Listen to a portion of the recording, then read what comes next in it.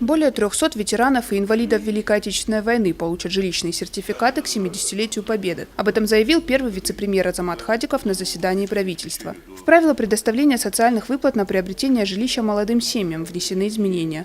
В них указаны случаи внеочередного получения жилища гражданами, страдающими тяжелыми формами хронических заболеваний. По предложению Министерства государственного имущества и земельных отношений в план приватизации на 2015 год дополнительно включены 5 объектов. В их числе ГУП «Цейлес», ГУП «Автоколонна» 1691, государственное хлебоприемное предприятие в станице Черноярской Моздокского района.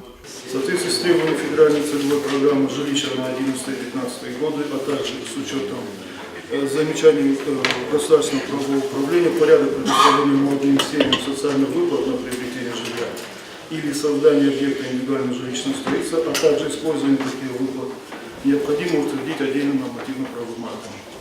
В связи с чем нами разработан настоящий проект постановления. Документ прошел все согласования.